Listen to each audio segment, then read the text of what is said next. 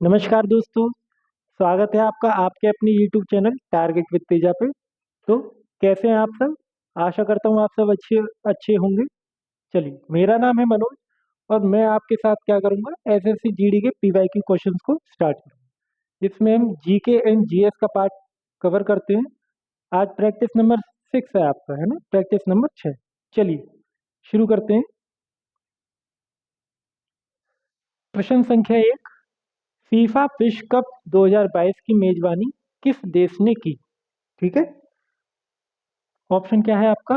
Saudi Arab, Qatar, Germany या Brazil. तो सही उत्तर कौन सा होगा इसका? Option number 2, Qatar. जी। फीफा विश्व कप क्या है? ये एक फुटबॉल का फेडरेशन है जो क्या कराता है? विश्व कप कराता है, फीफा। ठीक है, हर 4 साल में कराता है। ठीक है, चलिए। तो ये आपका कतर में हुआ है ना? और किसके द्वारा जीता है? किसने जीता था इसे? अर्जेंटीना ने।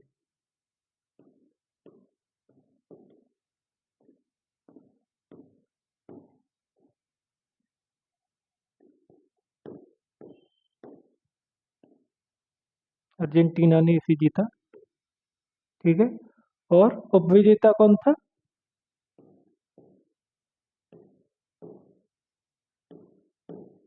आपका था फ्रांस। चलिए दोस्तों, अब कतर के बारे में थोड़ी सी जानकारी लेते हैं। कतर आपका कहाँ है? ये आपका मध्य पूर्व में।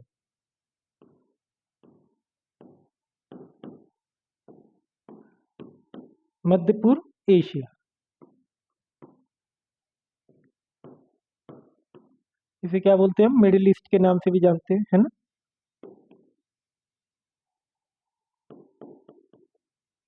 ठीक है। क्या है दोस्तों, राजधानी क्या है कतर की? कतर की राजधानी है आपकी दोहा।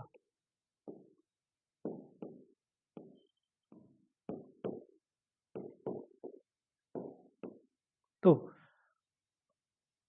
राजधानी इसकी होगी दोहा। ठीक है दोस्तों, कतर ने विश्व कप कराने के लिए, फीफा विश्व कप कराने के लिए कब से आवेदन दे रखा था? वो आपका 2010 से दे रखा था, है ना? 2010 में इसने आवेदन किया था।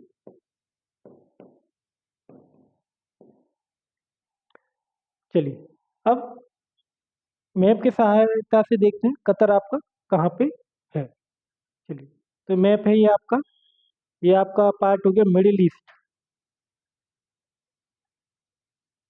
ठीक है, ये सब मिडिल ईस्ट का पार्ट है। तो इसमें कतर है आपका यहाँ पर, ये छोटा सा कतर। और दोस्तों, ये सब अमीरों की श्रेणी में सबसे अमीर देशों में शुमार है कतर। क्यों? क्योंकि यहाँ पे क्या निकलता है आपका? पेट्रोलियम निकलता है, जिसे कच्चा तेल भी कहते हैं, है ना? वो काफी मात्रा में निकलता है, जिससे ये क्या कराता है? सब अमीर देशों की सूची में शामिल होता है। राजधानी इसकी दोहा है ना? देखिए, और भी मध्य पूर्व के देश हैं इसमें, जैसे आपका सऊदी अरब, ये हो गया सऊदी अरब, है ना? सीरिया आपका ये हो गया, और यहाँ पे जॉर्डन हो गया। ठीक है, इराक ये हो गया, और ईरान। ठीक है, तो ये आपके हिस्से किसके आते हैं? ये मिडिल ईस्ट के आते हैं, मध्य पूर्व के। यमन हो गया आपका। चलिए, अगला प्रश्न देख लेते हैं। प्रश्न संख्या 2, भारतीय मूल की पुलिस अधिकारी कैप्टन प्रतिमा भुल्लर माल्डोनाडो मई 2023 में देश पुलिस विभाग में सर्वोच्च रैंकिंग पाने वाली दक्षिण एशियाई महिला बन गई हैं। तो प्रश्न आपको समझ में आया? भारतीय मूल की एक पुलिस अधिकारी हैं जो न्यूयॉर्क में, सही उत्तर इसका होगा न्यूयॉर्क होगा। ऑप्शन क्या है आपके? न्यूयॉर्क है, ओटावा, वैंकूवर और पेरिस। तो सही उत्तर होगा आपका ऑप्शन नंबर ए, न्यूयॉर्क में। तो न्यूयॉर्क में क्या हो गई है ये आपकी? वहाँ के पुलिस विभाग की सर्वोच्च रैंकिंग वाली अधिकारी हो गई है, और ये दक्षिण एशिया की महिला बन गई। ठीक है, तो भारतीय मूल से क्या आप समझते हैं? ऐसे ऐसे नागरिक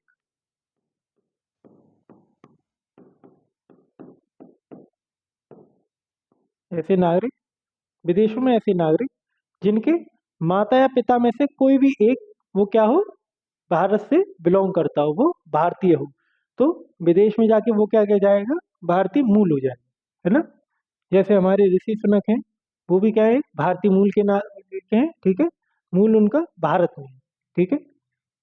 ठीक है। तो न्यूयॉर्क क्या है, न्यूयॉर्क शहर है आपका, किसका, यूएसए का शहर है, ठीक है। ओटावा क्या है, ये आपकी कनाडा की राजधानी, किसकी, कनाडा, ठीक है। वैंकूवर, वैंकूवर भी क्या है दोस्तों, ये भी कनाडा का एक शहर है, किसका, कनाडा।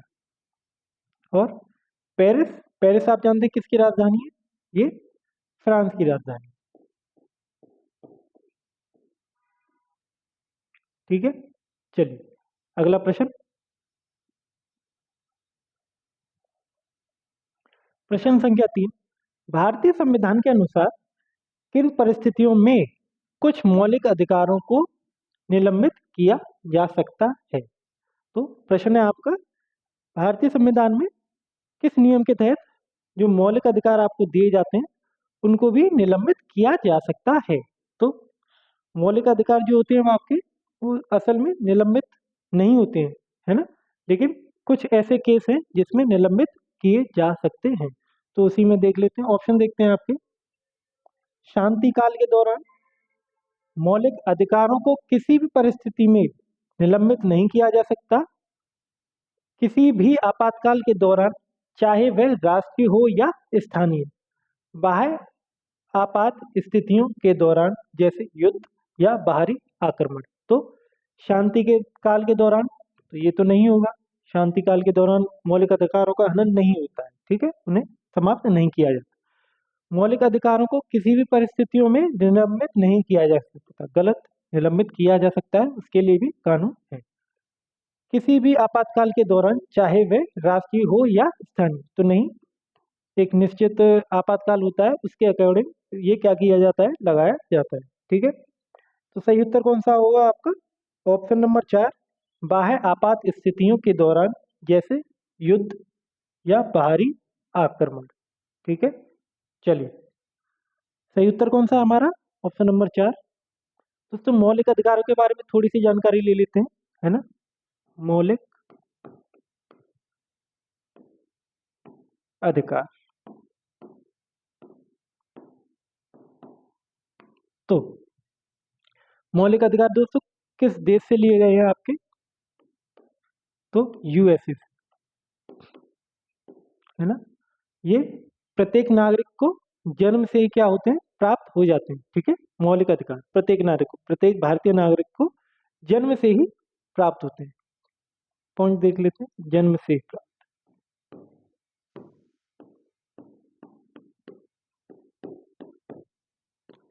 ठीक है।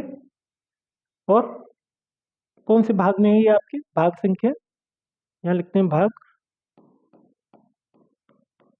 3 में, ठीक है, भाग 3 में है।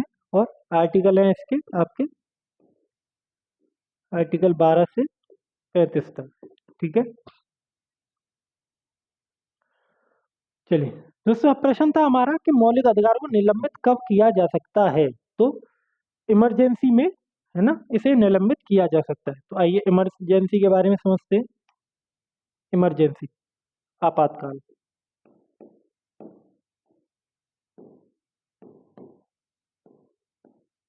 जी दोस्तों 3 तरह के आपातकाल होते हैं। चलिए यहाँ अच्छे से समझेंगे आपातकाल।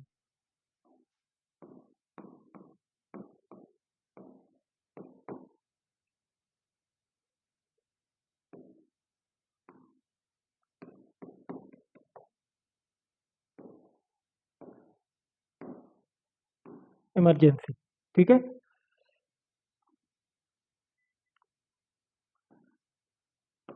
भाग है हमारा 18, ठीक है। इसके अनुच्छेद होते हैं दोस्तों 3 तरह के आपातकाल होते हैं भारत में, ठीक है, 3 तरह के।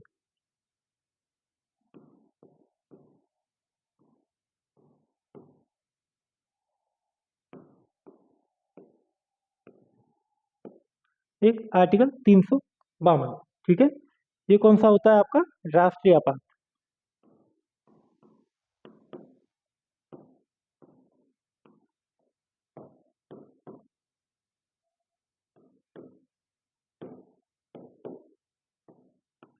ठीक है, एक होता है 356, बोले 356, ये कौन सा होता है आपका? राष्ट्रीय राष्ट्रपति शासन।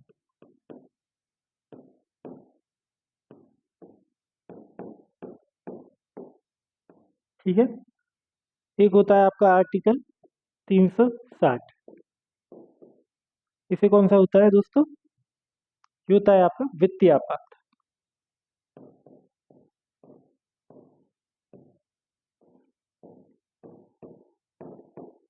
है ना? तो ये 3 तरह के आपातकाल होते हैं आपके: राष्ट्रीय आपात, आर्टिकल 352, आर्टिकल 356 राष्ट्रीय शासन, राष्ट्रपति शासन, और आर्टिकल 360 वित्तीय आपात। ठीक है, चलिए अगला प्रश्न देखते हैं। दोस्तों विस्तार में इसको हम, अब जब आपकी क्लास स्टार्ट होगी पॉलिटी की, है ना, तब सारी चीज़ें आपको विस्तार से बताई जाएंगी। ठीक है, आपातकाल के सारे जितने भी अनुच्छेद होते हैं और विस्तार से आपको समझाया जाएगा। चलिए यहाँ अपनी PYQ पे लौट वापस आते हैं। प्रश्न संख्या 4 है आपकी: भगवान कृष्ण और उनकी रानी सत्यभामा भामा कलापम की कहानी से कौन सी नृत्य शैली जुड़ी हुई है? तो भगवान श्री कृष्ण और उनकी रानी से कौन सी कहानी जुड़ी हुई है, कौन से नृत्य की कहानी जुड़ी हुई है, प्रश्न ये है हमारा। है ना? ऑप्शन देख लेते हैं दोस्तों। Option number 1 Kathak, option number 2 Bharatanatyam, option number 3 Kuchipudi, या ऑप्शन नंबर 4 ओडिसी। तो सही उत्तर कौन सा होगा आपका? Option number 3 Kuchipudi. ठीक है, क्या होता है कुचिपुड़ी में? भगवान कृष्ण और उनकी रानी की क्या है? सत्यभामा की कहानी इसमें दर्शाई जाती है। किसके? नृत्य के माध्यम से ये कहानी इसमें दर्शाई जाती है। ठीक है, ये क्या है? हमारे शास्त्रीय संगीत है ना, अलग अलग राज्यों से ये शास्त्रीय संगीत है। तो कुचिपुड़ी दोस्तों कौन से राज्य का है, क्या आप मुझे बता सकते हैं? जी बिल्कुल सही, ये आपका आंध्र प्रदेश है।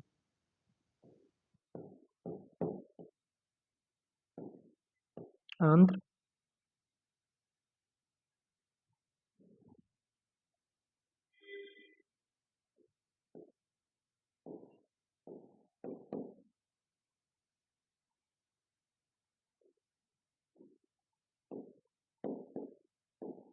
आंध्र प्रदेश, है ना। वर्तमान में इसके दो हिस्से हो चुके हैं, एक आंध्र प्रदेश है और दूसरा कौन सा है? तेलंगाना है। ठीक है, चलिए दोस्तों कथक जो शास्त्रीय नृत्य है आपका, ये कौन से राज्य का है? तो ये है आपका उत्तर प्रदेश का, है ना।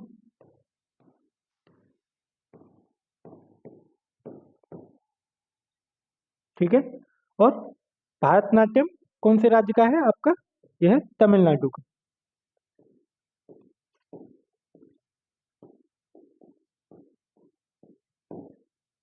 ठीक है, और ओडिसी कौन से राज्य का है? नाम से आप पहचान सकते हैं इसे।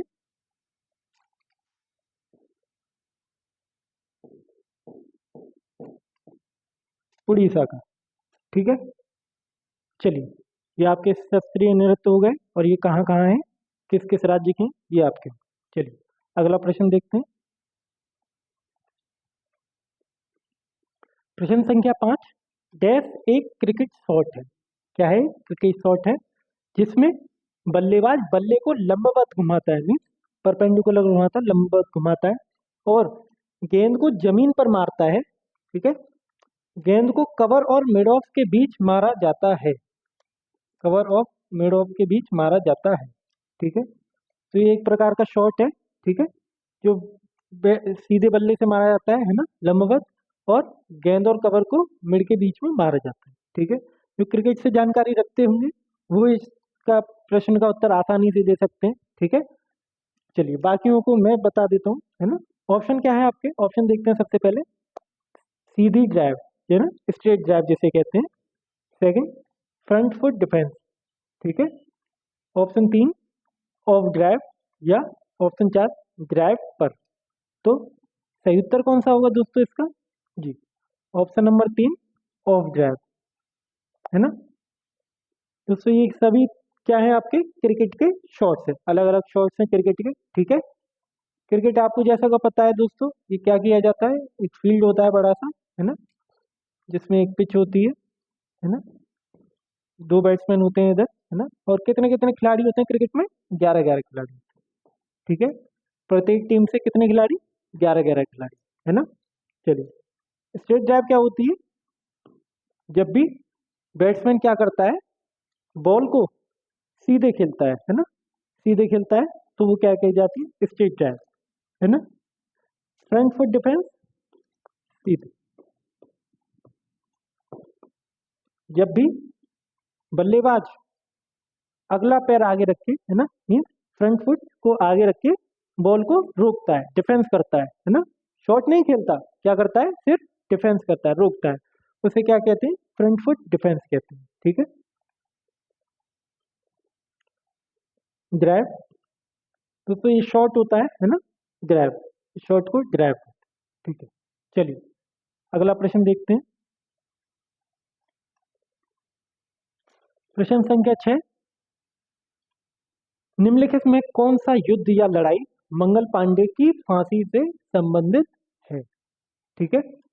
मंगल पांडे दोस्तों आप जानते हैं, इस पे मूवी भी बनी है, इसमें किस आमिर खान जी ने इस पे मूवी बनाई है ना।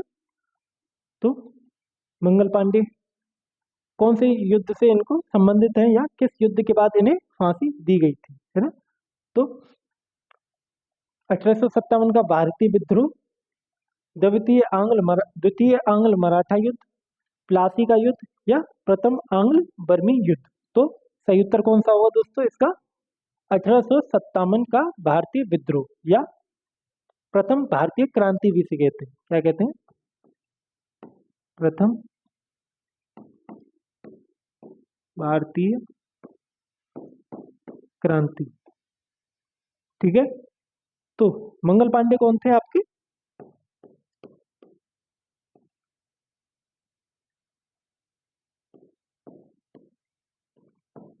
जी, ये आपके बैरकपुर बैटेलियन थी आपकी, बैरकपुर, है ना। तो मामला क्या था? मामला ये था कि नई राइफल आई थी फौज के लिए, फौजियों के लिए नई राइफल आई थी, जो कि थी आपकी इंफॉल राइफल, ठीक है। चलिए, तो उसमें जो कार्टरेज यूज किए जाते थे, उसमें ये अफवाह उड़ाई गई, या इसे सत्यता है ना। जो कार्टरेज जो होते थे उसे या तो गौमांस या सुअर की चर्बी का उपयोग किया जाता था। जैसे कि आप लोगों को पता है, गौमांस, जैसे गौ माता हिंदुओं के लिए पवित्र है, वैसे ही सुअर को मुस्लिमों में अच्छा नहीं माना जाता है ना। तो इससे दोनों की क्या है, भावनाओं में क्या हो रहा था? ठेस पड़ रही थी, है ना। दोनों की भावनाओं को ठेस हो रही थी, इस वजह से क्या है, सैनिकों में क्या है, विद्रोह की भावना उत्पन्न हो गई, है ना। सैनिकों की में विद्रोह की भावना उत्पन्न हो गई, और इन्होंने क्या कर दिया, अपने ही दो बड़े अधिकारियों को, लेफ्टिनेंट बाज और एक और थे, उनको क्या है, गोली मार दी, ऑन द स्पॉट उनकी मौत हो गई। और उनको क्या किया गया फिर, मंगल पांडे जी को क्या किया, उनको फांसी की सजा सुनाई गई, है ना, फांसी की सजा सुनाई गई, ठीक है। चलिए, 1857 की क्रांति। चलिए अगला प्रश्न, बुहाग बिहू, प्रश्न संख्या 7, बुहाग बिहू को नाम से भी जाना जाता है ना। तो क्या है प्रश्न? ऑप्शन है इसके, कुंगाली बिहू, रंगाली बिहू, काटी बिहू, या माघ बिहू। तो सही उत्तर होगा आपका प्रश्न ऑप्शन नंबर 1 आपका, कुंगाली बिहू। ठीक है, चलिए अगला प्रश्न देखते हैं जी। प्रश्न संख्या 8, दूसरी पंचवर्षीय योजना में तीव्र औद्योगिकीकरण और सार्वजनिक क्षेत्र पर जोर दिया गया। इसका मसौदा और योजना देश के नेतृत्व में बनाई गई, है ना। दूसरी पंचवर्षीय योजना, दोस्तों दूसरी पंचवर्षीय योजना कब से कब तक हुई आपकी?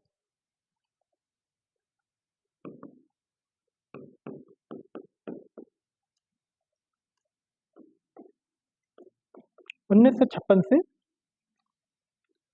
1961 तक, ठीक है। दूसरी हुई और पहली कब हुई थी आपकी? पहली हुई थी 1951 से 1956 तक, ठीक है। ये पहली हो गई, ये दूसरी होगी, दूसरी की बात कर रहा है, ठीक है। तो सार्वजनिक क्षेत्र पर जोर दिया गया, इसका मसौदा और योजना किसके द्वारा नेतृत्व में बनाई गई? चलिए पहले ऑप्शन देख लेते हैं। पीसी महालोबेस, सी राजगोपालाचारी, 3 सुब्रमण्यम स्वामी, या 4 केवी सुंदरम। तो सही उत्तर कौन सा होगा इसका दोस्तों? सही उत्तर होगा आपका option number A, PC Mahalanobis, है ना। तो किसके द्वारा मसौदा तैयार किया गया इसका, है ना? पीसी महालनोबिस के द्वारा, इनके द्वारा तैयार किया गया। और इसमें प्राथमिकता क्या थी दोस्तों? किस चीज पे ये प्राथमिकता थी, है ना? तो वो थी आपकी भारी उद्योग।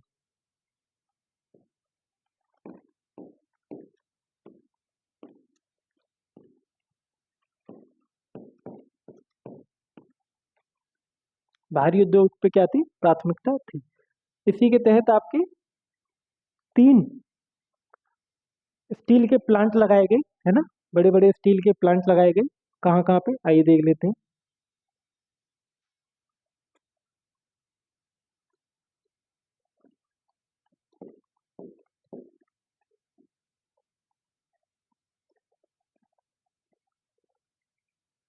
हम्म,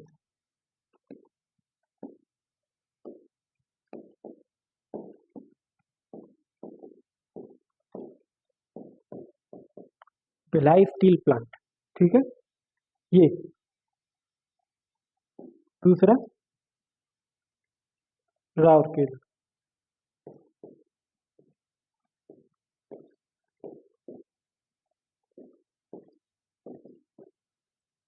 भिलाई स्टील प्लांट हो गया, राउरकेला, और तीसरा क्या था?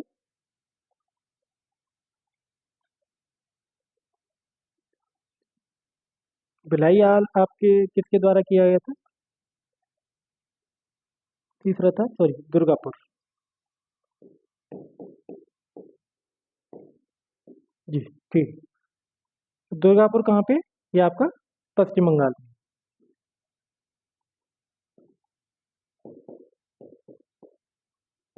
ठीक। चलिए, तो ये 3 आपके स्टील प्लांट लगाए गए, भारी उद्योग, ठीक है। चलिए अगला प्रश्न देखते हैं। प्रश्न संख्या 9, किस राज्य सरकार ने जनवरी 2023 में सरकारी नौकरियों में राज्य की निवासी महिलाओं के लिए 30% क्षैतिज आरक्षण प्रदान करने वाला कानून पारित किया है? तो प्रश्न है आपका, कौन से राज्य ने महिलाओं को 30% क्षैतिज आरक्षण प्रदान किया है? ऑप्शन है, देख लेते हैं।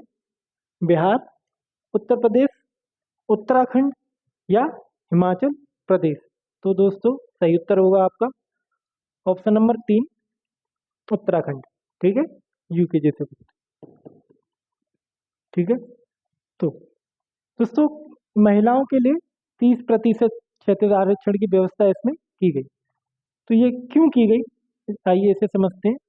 दोस्तों महिलाओं का जो अभी जीवन स्तर है, या जिस तरह की उनकी स्थिति है ना, वो पुरुषों के मुकाबले क्या है, थोड़ी सी कम है ना।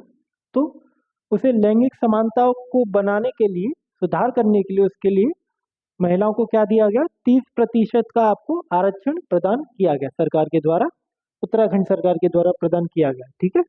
चलिए उत्तराखंड दोस्तों, उत्तराखंड के बारे में थोड़ी सी जानकारी ले लेते हैं। उत्तराखंड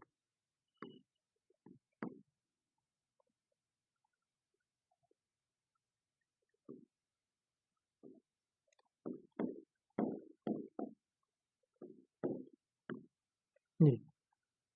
उत्तराखंड दोस्तों कब बना था? ये आपका बना था सन 2000। ठीक है।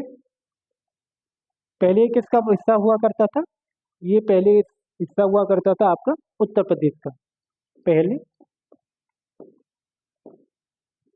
उत्तर प्रदेश, यूपी।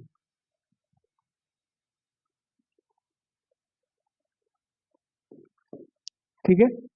तो कितने जिले थे दोस्तों? ये थे आपके लगभग 13 पर्वतीय जिले।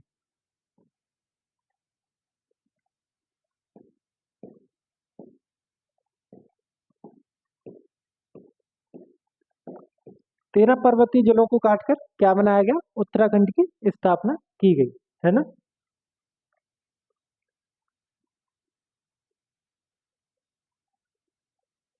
चलिए, उसमें उत्तराखंड की राजधानी क्या है? आपकी देहरादून।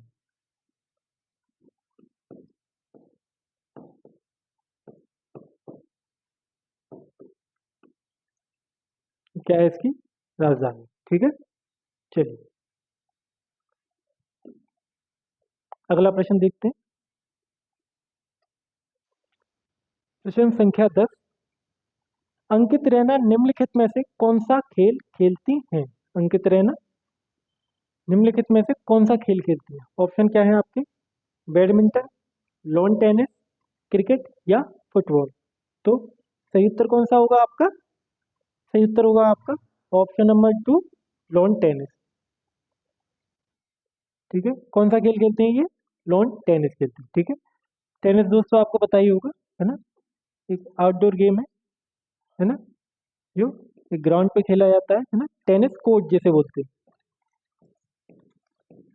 टेनिस कोर्ट बोलते हैं। ठीक है। ये सिंगल भी खेला जाता है और युगल भी खेला जाता है ना। एकल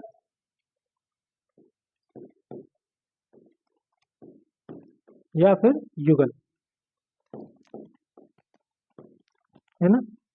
और पुरुषों और महिलाओं के बीच या साथ में भी खेला जाता है, जैसे मिक्स कहते हैं, मिक्स डबल बोलते हैं। ठीक है। Mix double.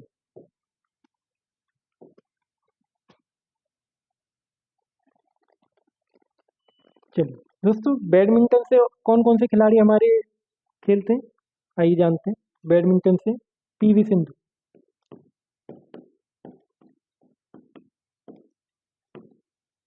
और कौन है आपकी? साइना नेहवाल। ये चर्चित नाम है ना, बैडमिंटन से रिलेटेड। ठीक है।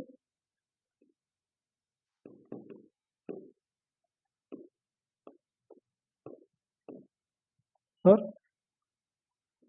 क्रिकेट में से आप बता सकते हैं, जैसे सचिन तेंदुलकर।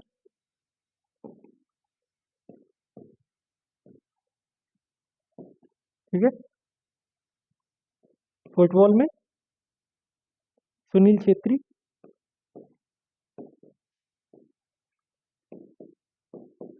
और बायचिंग बूटी।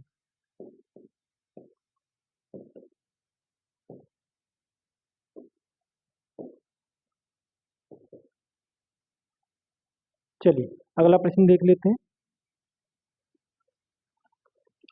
अगला प्रश्न है आपका दोस्तों, प्रश्न संख्या 11। फीफा विश्व कप 2022 किस देश ने जीता? ठीक है। अभी पढ़ा है हमने, है ना, पहले क्वेश्चन था इसका। तो ऑप्शन है क्या है आपके? अर्जेंटीना, फ्रांस, क्रोएशिया या फिर जर्मनी। तो सही उत्तर कौन सा है आपका?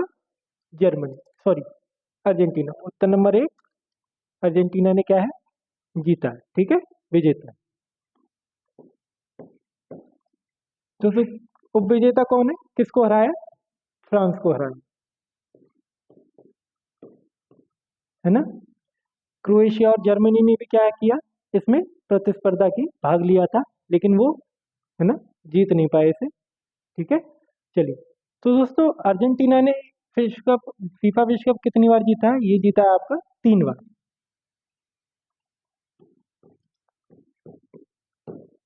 एक बार 1976 में, 1986 में, और 2022।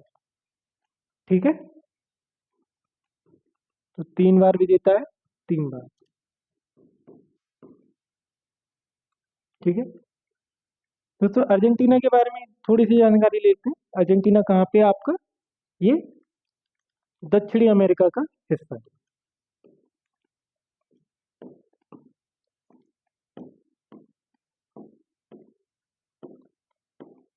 है ना। दक्षिणी अमेरिका में ये है। चलिए, और फ्रांस कहाँ है आपका? ये यूरोप में है ना।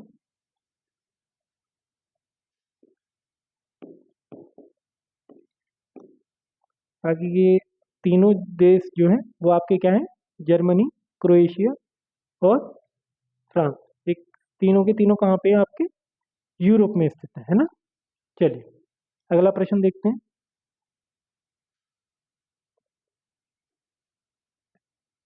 प्रश्न संख्या 12। विश्व बैंक के अनुसार 2011 और 2019 के बीच भारत में अत्यधिक गरीबी किस दर से कम हुई? है ना। आमतौर पे क्या होता है? गरीबी क्या है? दर बढ़ती है ना। लेकिन 2011 और 2019 के बीच भारत में अत्यधिक गरीबी दर क्या है? वो क्यों, किस दर से कम हुई? तो आइए ऑप्शन देखते हैं इसके। 14.3%, ऑप्शन 2 15.3%, ऑप्शन 3 12.3%, या फिर ऑप्शन 4 13.3%। तो सही उत्तर क्या है आपका दोस्तों? ये है ऑप्शन नंबर 3, 12.3%। सही उत्तर है आपका। 12.3% की दर से क्या हुई? भारत में अत्यधिक गरीबी दर कम हुई। तो ये बहुत ही अच्छी बात है ना। शुभ संकेत है कि गरीबी दर कम होना, है ना, किसी भी देश के लिए ये बहुत अच्छी बात होती है। ठीक है दोस्तों, विश्व बैंक क्या है ना। जैसे कि नाम से आपको पता चल रहा है विश्व बैंक, तो ये क्या है? विश्व का बैंक है ना। विश्व का बैंक। ठीक है, तो विश्व का सबसे बड़ा बैंक क्या है? ये विश्व बैंक है। ठीक है, जैसे भारत में क्या है? भारत में आरबीआई है ना। ये विश्व में।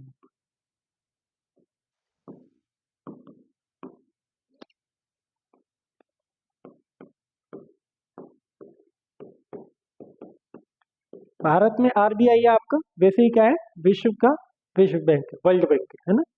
क्या करता जो गरीब और पिछड़े देश हैं, है ना, गरीब और पिछड़े देशों को ये क्या करता है? आर्थिक सहायता करता है ना। अलग अलग हिसाब से उनकी सहायता करता है ना। काफी सारे फैक्टर्स होते हैं जिनके अकॉर्डिंग अलग अलग राशि दी जाती है गरीब देशों को, ताकि वो क्या है? अपना जीवन का जो स्तर है ना, लाइफ लिविंग, उसे क्या कर सके? ऊपर कर सके, है ना, बढ़ा सके। ठीक है, तो ये क्या करता है? धन देता है ना, या कह लें ऋण देता है। देता है, कैसे देता है? गरीब देशों।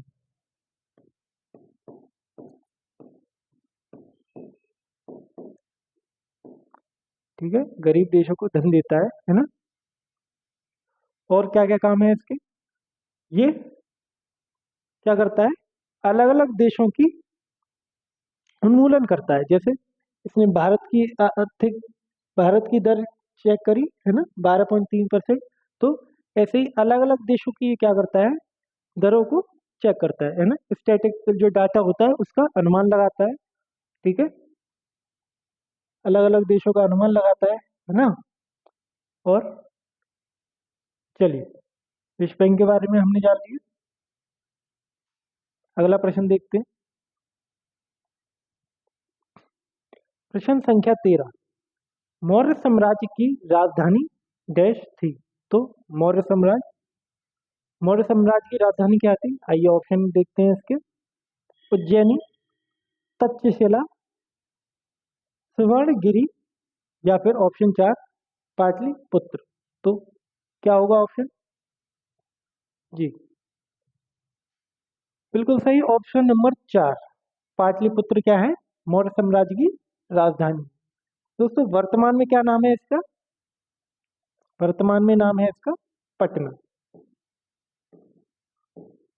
ठीक है। और ये किस राज्य की राजधानी है दोस्तों? ये है आपकी बिहार की, है ना। बिहार की राजधानी है वर्तमान में पटना, जिसका पाटलिपुत्र पुराना नाम हुआ करता था। किस समय में? मौर्य साम्राज्य के समय में। ठीक है दोस्तों, मौर्य साम्राज्य के बारे में थोड़ी सी जानकारी लेते हैं।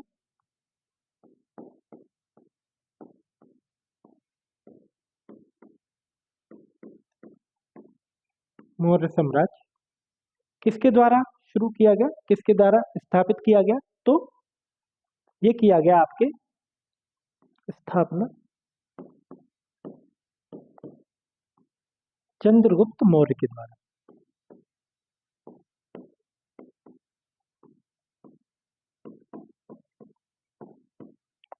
चंद्रगुप्त मौर्य के द्वारा किसकी सहायता से? सहायता तो चाणक्य, जिन्हें हम विष्णुगुप्त के भी नाम से जानते हैं, है ना, चाणक्य।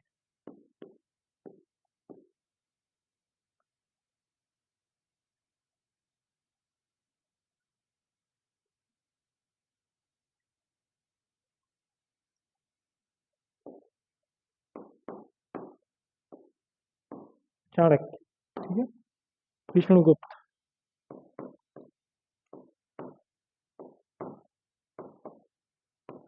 है ना, चाणक्य विष्णुगुप्त। कब की गई दोस्तों? तो की गई आपकी 322 ईसा पूर्व। ईसा पूर्व 322 ईसा पूर्व में क्या किया गया? मौर्य साम्राज्य की स्थापना की गई। किसके द्वारा? चंद्रगुप्त मौर्य के द्वारा। ठीक है, किसे हराकर?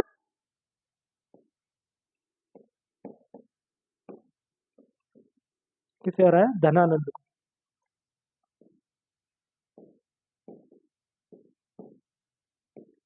ये कौन था? नंद वंश का आखिरी शासक था, नंद वंश।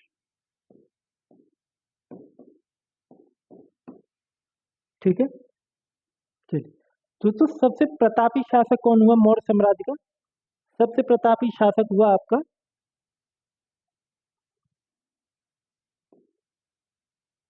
आइए अगले पेज पर समझते हैं।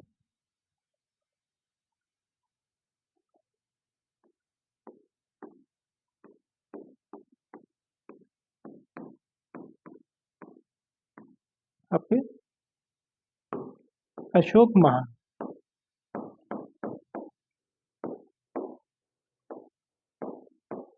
ठीक है, सबसे प्रतापी शासक हुए। इनकी एक कहानी बहुत ही ज्यादा फेमस है ना। इन्होंने अहिंसा को त्याग दिया और किसकी शरण में आ गए? बुद्ध शरण में आ गए, बुद्ध धर्म को अपना लिया। कौन से युद्ध में? कलिंग के युद्ध में।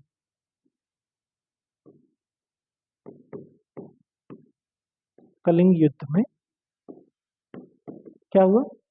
कलिंग युद्ध में उन्होंने इतनी हिंसा करी कि वहां के पुरुष लगभग समाप्त हो गए, है ना। तो वहां की स्त्रियों ने क्या किया?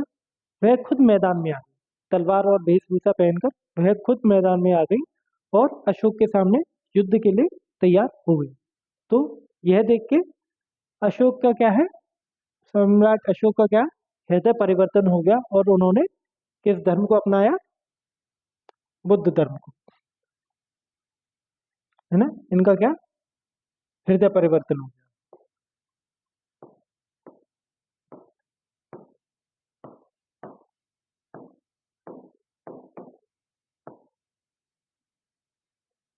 बौद्ध धर्म को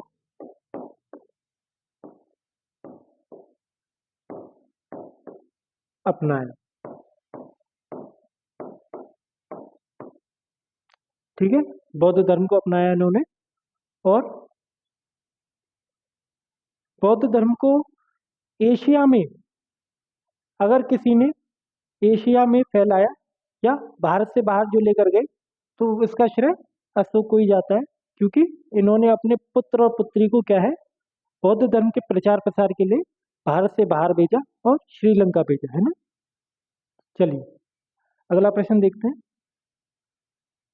बाकी इसके बारे में विस्तार में आपको जब इतिहास की आपकी क्लास कराई जाएगी, है ना, इतिहास का जब आपको पढ़ाया जाएगा तब और विस्तार में समझाया जाएगा, है ना, प्राचीन भारत का इतिहास, उसमें ये मौर्य वंश, वो सारी चीजें आपको समझाई जाएंगी। ठीक है, आइए अपनी टॉपिक पे आते हैं। क्वेश्चन नंबर आपका प्रश्न संख्या 14, जुलाई 2023 तक दीपिका देशवाल देश में तीसरी बार भाषण देने वाली सबसे कम की आयु भारतीय है, सबसे कम आयु वाली भारतीय तो दीपिका देशवाल हैं। इन्होंने तीसरी बार भाषण दिया है। कहाँ पे भाषण दिया, आइए ऑप्शन देखते हैं। सबसे पहले वर्ल्ड बैंक, संयुक्त राष्ट्र, संघाई सहयोग संगठन या फिर ब्रिक्स। तो सही उत्तर कौन सा होगा जी, ऑप्शन नंबर 2 संयुक्त राष्ट्र। संयुक्त राष्ट्र क्या है दोस्तों, यूनाइटेड नेशन, है ना।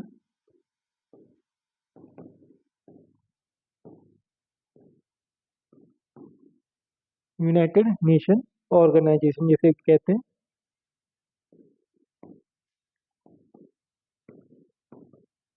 यूएनओ। ठीक है, तो यूएनओ में क्या है, ये सबसे कम उम्र की सबसे कम आयु वाली जिन्होंने 3 बार यूएनओ में अपना भारत का प्रतिनिधित्व किया है, ठीक है, और भाषण दिया है। ठीक है दोस्तों, यूएनओ की स्थापना कब हुई थी आपकी, यूएनओ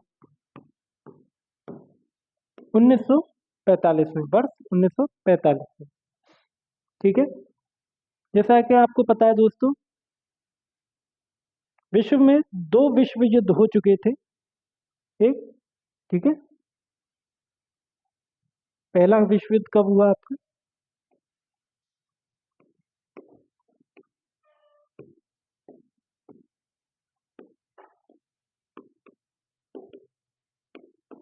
उन्नीस सौ 14 से 1919। ठीक है, कितने वर्ष चला ये, 5 वर्ष चला। ठीक है, तो ये आपका प्रथम विश्व युद्ध था, जिसमें लगभग विश्व के हर देश ने क्या किया, भाग लिया, है ना, और आपस में क्या किया, युद्ध किया, है ना। चलिए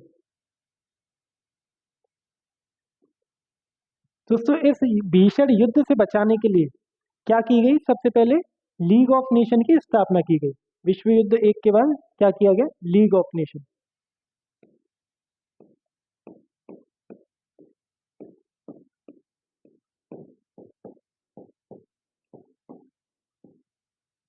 लीग ऑफ नेशन की स्थापना की गई, जिसका कार्य क्या था, है ना, जिसका कार्य था आपका विश्व में शांति व्यवस्था बनाए रखना।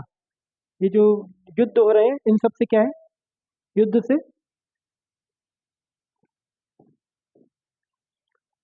दोस्तों आखिर में युद्ध से क्या मिलता है, आखिर में युद्ध से आपको सिर्फ तबाही के अलावा कुछ नहीं मिलता, है ना। युद्ध केवल तबाही ही लाता है। तो इससे बचने के लिए विश्व की बड़ी शक्तियों ने क्या किया, मिलकर लीग ऑफ नेशन की स्थापना करी, है ना। और इसका कार्य यही था कि विश्व युद्ध को होने से ही रोकना, अगले विश्व युद्ध को होने से रोकना।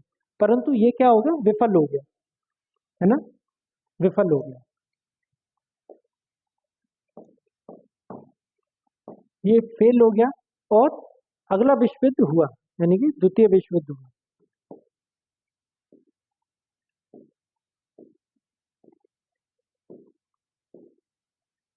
कब से कब तक हुआ आपका, 1939 से 1945 तक। ठीक है, ये 6 वर्ष चला आपका, है ना। तो उसके बाद क्या है, यूएनओ की स्थापना की गई। आज यूएनओ में लगभग 180 से अधिक देश हैं।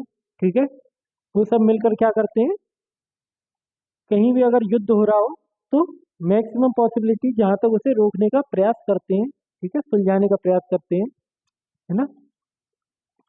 इसके बाद दोस्तों किसकी स्थापना की गई, यूएनओ की, संयुक्त राष्ट्र महासंघ। ठीक है, इसके कौन कौन से देश आपके आपके परमानेंट मेंबर है ना, स्थायी सदस्य इसके, स्थायी सदस्य?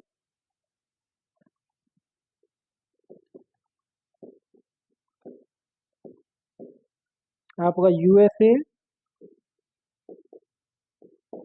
और यूके, रशिया,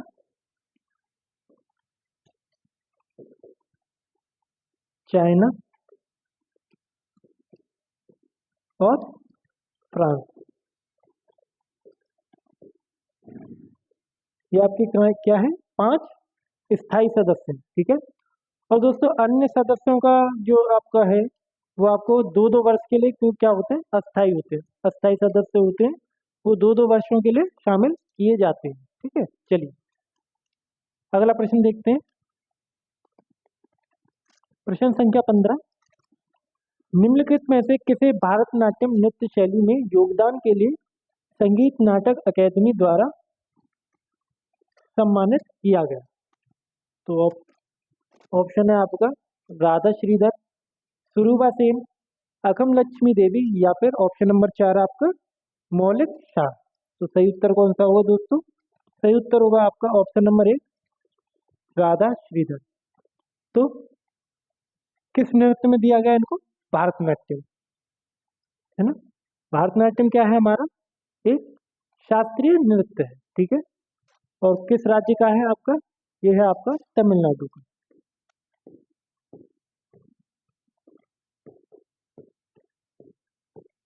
है ना। तमिलनाडु का एक शास्त्रीय नृत्य है।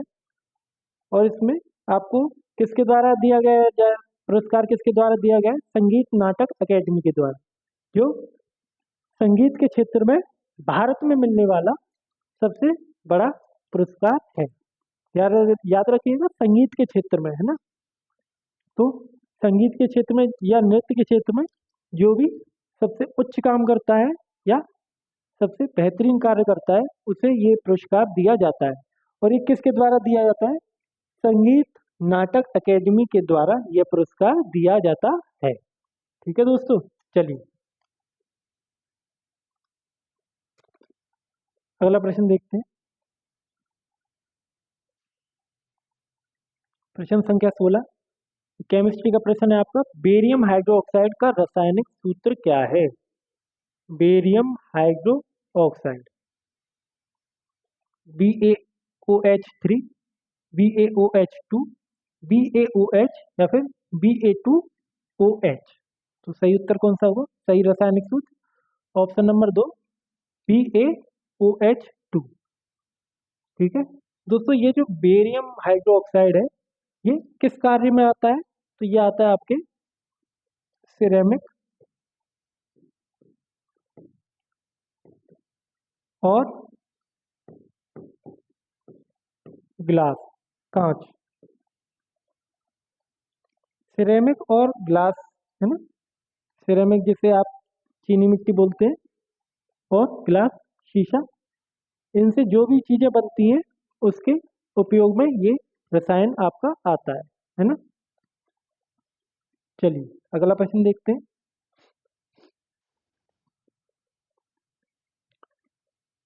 प्रश्न संख्या 17 है आपकी, निम्नलिखित में से राज्यसभा की अधिकतम सदस्य संख्या कौन सी है? तो किसी राज्यसभा की दोस्तों अधिकतम सदस्य संख्या कौन सी है, मतलब ज्यादा से ज्यादा राज्यसभा में कितने सदस्य हो सकते हैं? ठीक है, तो सही उत्तर है आपका, तो पहले ऑप्शन देखते हैं, 450, 350, 150, या फिर ऑप्शन नंबर 4 250। तो सही उत्तर कौन सा होगा दोस्तों? आपका option number 2, sorry option number 4 250। तो ये क्या है, इसकी अधिकतम संख्या है ना, अधिकतम। इससे ज्यादा संख्या फिलहाल नहीं हो सकती, है ना। चलिए दोस्तों राज्यसभा के बारे में जान लेते हैं, उससे पहले संसद के बारे में जानते हैं, है ना। संसद, पार्लियामेंट जिसे बोलते हैं।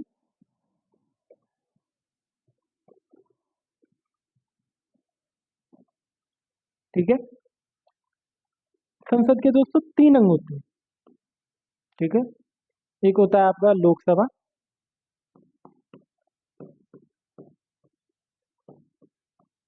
राज्यसभा,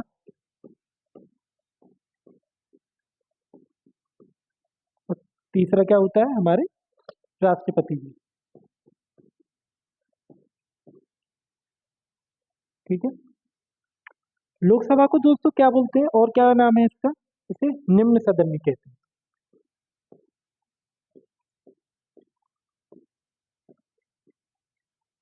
राज्यसभा को क्या कहते हैं और क्या नाम है इसका? उच्च सदन, है ना।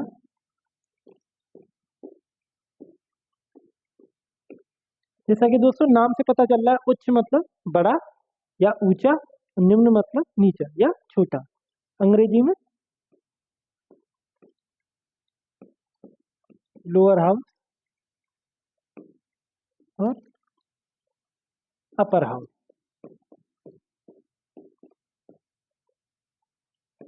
है ना।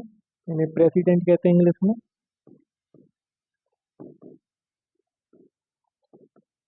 ठीक है। तो ये तीन क्या है? संसद के भाग होते हैं। ठीक है। लोकसभा के जो सदस्य होते हैं उन्हें क्या कहते हैं? एमएलए या फिर सांसद। ठीक है। ये क्या होता है? इनका प्रत्येक 5 वर्ष में क्या होता है? चुनाव होता है। ठीक है। जिसमें कितनी है संसदों की संख्या? ये आपकी फिलहाल 545। ठीक है। और इनकी अधिकतम संख्या कितनी हो सकती है? 250। तो दोस्तों सांसद इन्हें कहते हैं ना मेंबर ऑफ, सॉरी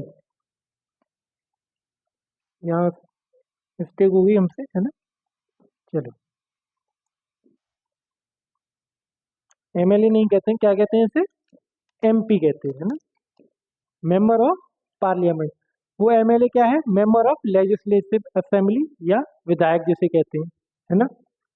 तो एमपी कहते हैं इन्हें, है ना, मेंबर ऑफ पार्लियामेंट, सांसद। और सीटें कितनी होती हैं इसकी? 545। प्रत्येक 5 साल में चुनाव होता है। ठीक है। ये चुने जाते हैं। और एक सांसद 10 लाख की आबादी पर होता है। ठीक है। कितनी आबादी पर? 10 लाख की आबादी पर एक सांसद नियुक्त होता है। इनका जो चुनाव होता है दोस्तों वो सीधे जनता के द्वारा होता है ना। तो ये जनता के द्वारा चुने गए होते हैं, है ना।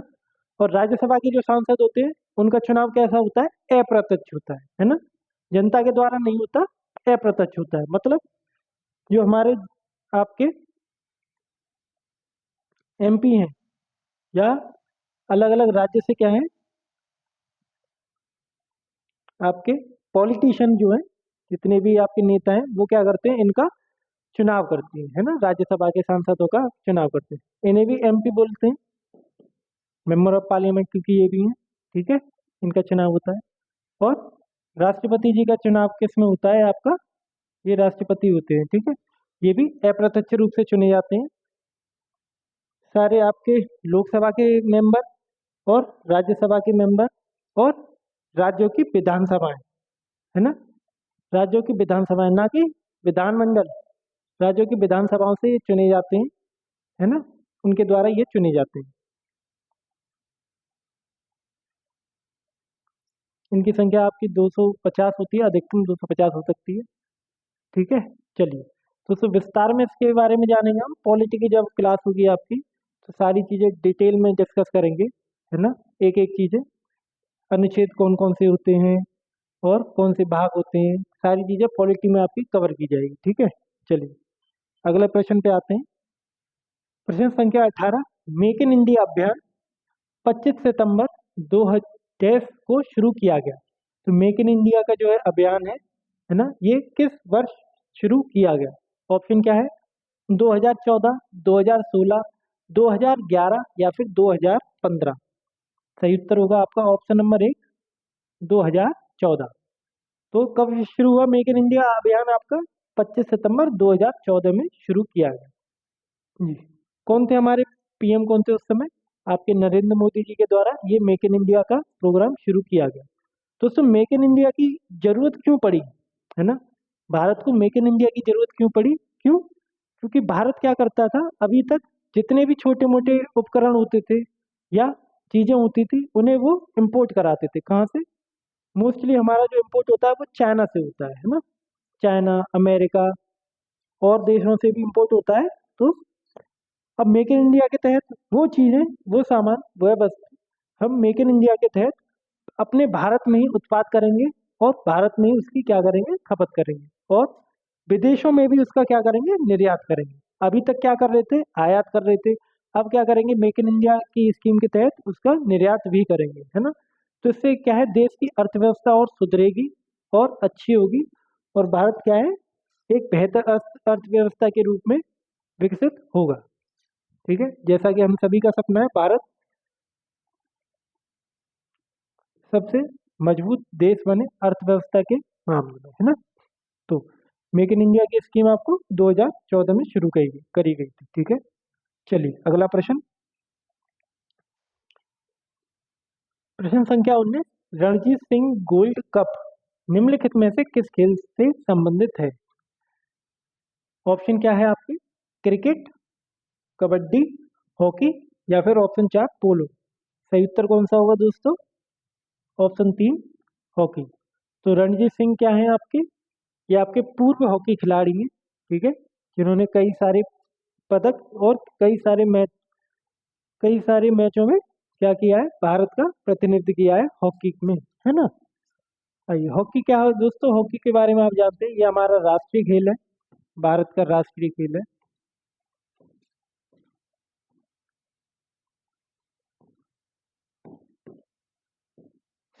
है ना? दोस्तों इसकी आविष्कार किसके द्वारा किया गया था? आविष्कार इसका इंग्लैंड में और अंग्रेजों के द्वारा किया गया था। ठीक है,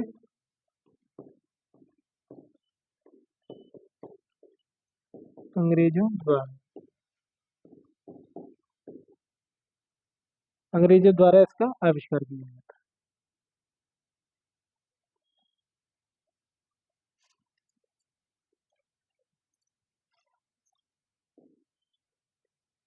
ठीक है, क्रिकेट आप जानते हैं दोस्तों, क्रिकेट आप जानते हैं, है ना? फील्ड में खेला जाता है। कबड्डी आप जानते हैं, ये भारत का खेल है, भारत का एक तरह से कह सकते हैं लोक खेल है, या गांव में सभी ने आमतौर पर कबड्डी खेला हुआ होगा, है ना? ठीक है, पोलो, पोलो आप जानते हैं आप? पोलो किसके साथ खेला जाता है? पोलो को और क्या बोलते हैं? चौगान बोलते हैं, चौगान, है ना? इसी की तरह होता है। इसमें घोड़ों की सहायता ली जाती है ना? खिलाड़ी क्या करता है, घोड़े के ऊपर बैठ के, और स्टिक होती है उसके पास, है ना? स्टिक होती है, उसकी सहायता से बॉल को मारता है। तो ये घोड़ों के साथ खेला जाता है पोलो। ठीक है, चलिए अगला प्रश्न देखते हैं। अगला और अंतिम प्रश्न है आपका, प्रश्न संख्या 20, देश की पहली और सबसे महत्वपूर्ण भूमिका यह है कि यह विनिमय के माध्यम के रूप में कार्य करता है। तो किसकी पहली और सबसे महत्वपूर्ण भूमिका है? ऑप्शन क्या है आपके? योजना, उत्पाद, धन या बजट। तो ऑप्शन नंबर 3 धन। दोस्तों धन सबसे पहली और सबसे महत्वपूर्ण जरूरत है ना? कोई भी व्यवसाय हम करते हैं, कोई भी कार्य अगर हम करते हैं तो सबसे पहले किसकी आवश्यकता होती है? धन की। तो धन क्या है यहाँ पे? सबसे महत्वपूर्ण और सबसे पहली भूमिका निभाता है विनिमय के माध्यम में। ठीक है, चलिए दोस्तों इसी के साथ आज की क्लास आपकी समाप्त होती है। क्लास आपको कैसी लगी आप जरूर हमें बताइएगा, है ना? हम आपके कमेंट्स का इंतजार करेंगे और अपनी प्रतिक्रिया आप जरूर दीजिए। ठीक है, और किसी भी क्वेश्चन में अगर आपको किसी भी प्रकार का डाउट है ना, तो उसको भी अगले वीडियो के माध्यम से हम उसे सॉल्व करने का प्रयास करेंगे। ठीक है, चलिए इसी के साथ वीडियो को लाइक, शेयर और कमेंट आप कर दीजिए। और दोस्तों हमारा ये चैनल है टारगेट विद तेजा, इसे आप क्यूआर कोड को स्कैन करके भी इस पे ज्वाइन कर सकते हैं, जिसमें हम आपकी SSC, CGL, CHSL, CPO, MTS, GD, UP police, Delhi police, railway, other state exam और अन्य गवर्नमेंट एग्जामों को क्या कराते हैं, इसकी तैयारी कराते हैं।